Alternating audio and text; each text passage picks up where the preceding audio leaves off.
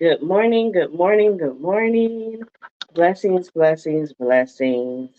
If you don't know who I am, my name is Ms.Shantel. I will be your teacher on today for Sunday school.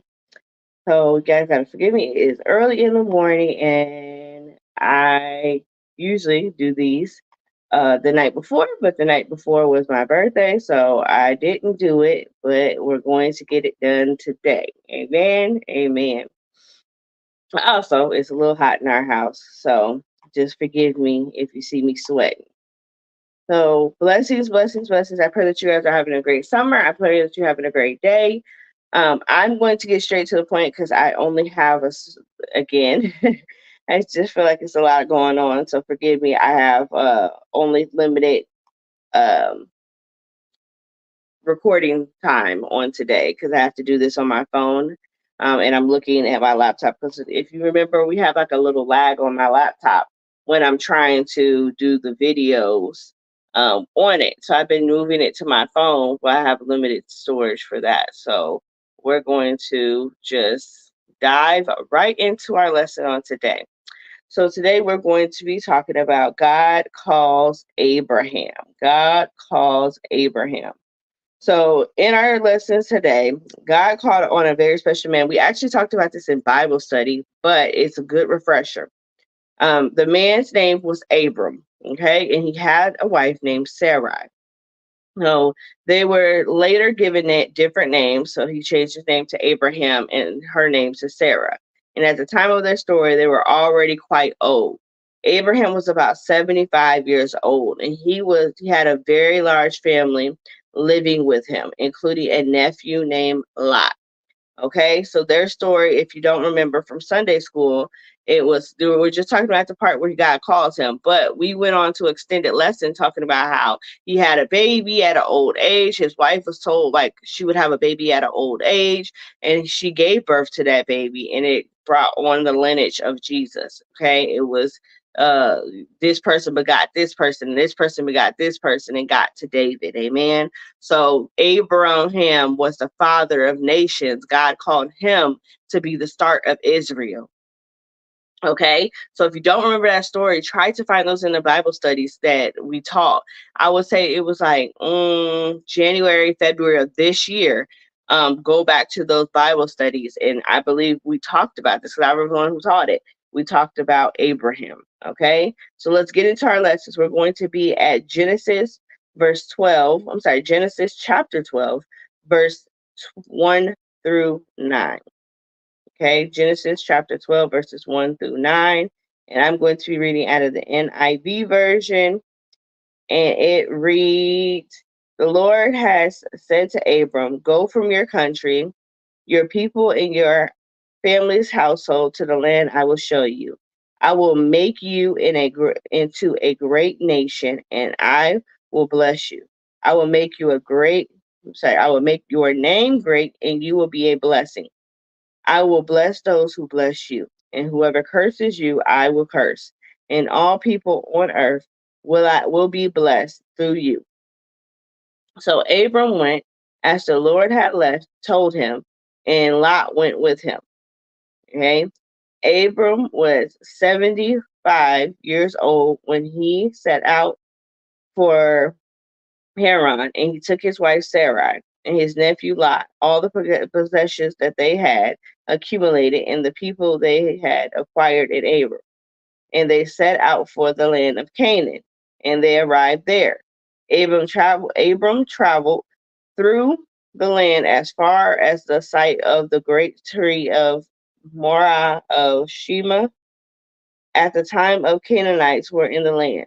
The Lord appeared to Canaan and said, to your offspring I will give this land. So he built an altar there to the Lord who had appeared to him. From there he went on there. From there he went towards the hills east of Bethel and pitched his tent. When Bethel on the west and Ai on the east, there he built an altar for the Lord and called on the Lord and then called on the name of the Lord. Then Abram set out and continued towards Ne- Neguv. I might be saying that wrong. Okay. So in the lesson, it's talking about how God called him and said, hey, go leave from this place that you're familiar with, leave from your home, leave from the places like just the place that you're familiar with. So he left. He started going from this place to that place and this place to that place. And God didn't tell him where he was going. God didn't say, hey, you're going to be here. Hey, you're going to go there. You're going to land here. He just left and obeyed God and waited until God told him, hey, this is where you're going to stay.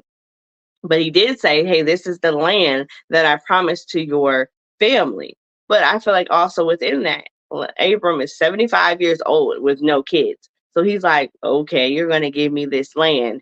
He's listening to God, but it's also like, how you going to give me some land when I ain't got no kids? You're saying you're going to give this to my descendants. You're going to give this to my, my legacy, my children's children. I don't have no kids, God. But God was trying to, just speaking his promises over him, giving him a little taste of, hey, I'm going to give this land to your children. Then, hey, leave, leave your familiar land. Then, little by little, oh, I'm going to bless you with a child. And then he did all those things. He gave him that land, who was later Israel. He gave him a son, and he gave him children, and he had a lineage that went on and on and on and on and on and on. Just because he obeyed God, he had to step out to receive. He had to do it to receive. So if you don't do it, you are not going to receive that blessing. Amen. So, this lesson, what is the significance of this lesson? This lesson is important for the ones who need to obey what God tells you to do. I know that a lot of y'all 3 through 8, what am I going to obey? You can obey just by going to church. You can obey by listening in Sunday school. You can obey by listening in church. You can obey by listening to Bible study. You can obey God just by the things that you learn when you learn not to lie, when you learn not to steal, when you learn not to do the things that you're supposed to do. Hey, guess what? You're obeying God. So it doesn't have to be big. It doesn't have to look like your parents. You can do the small things, and that makes a difference. Okay. So let's go over to the questions that we usually have.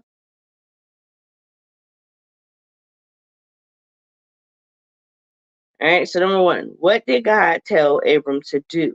He told him to leave his country with his family and go to a land God chose for him. Okay. Number 2, what was I was just a multiple parter. But number 2, what did God say to him?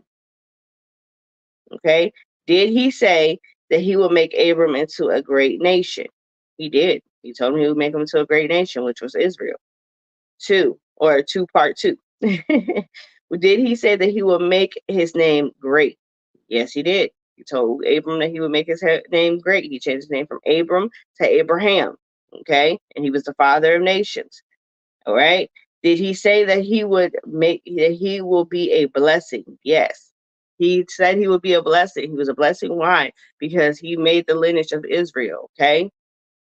And then did he say that he should go all by himself? No, he didn't say to go by himself. And did he say that all people on earth will be blessed through him? Yes, he said all people on earth will be blessed through him, and they were, because Israel were the first God's chosen people. But it also still, that lineage led to Jesus, and if he didn't start, Jesus would have never been born, and we wouldn't have had the opportunity to be saved as well. Only Jews would have been able to be saved, but because of his obedience, Jesus was born long down the line, long down the line. And because Jesus was born, we are saved and we're allowed to be able to have an advocate with the Father. Amen.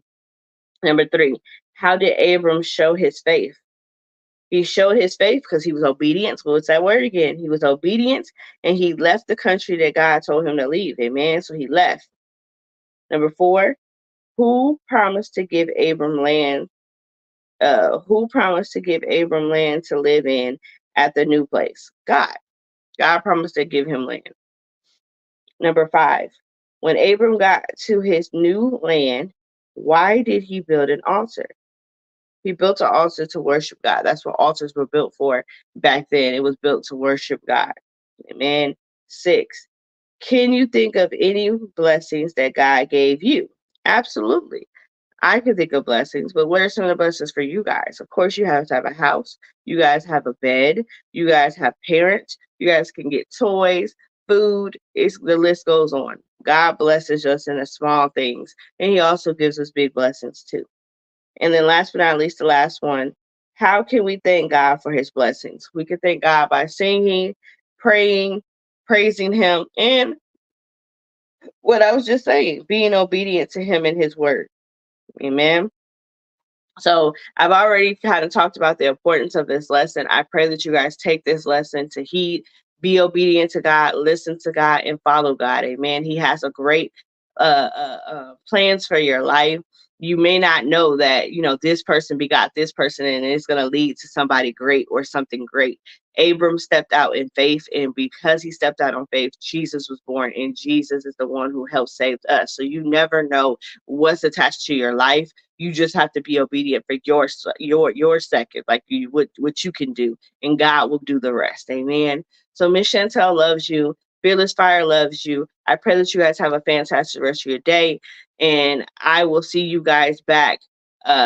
I believe I don't even know when I'll see you guys back, because on Thursday and Sunday will be Miss Artasia. But I love you. You guys be blessed, and see you another time.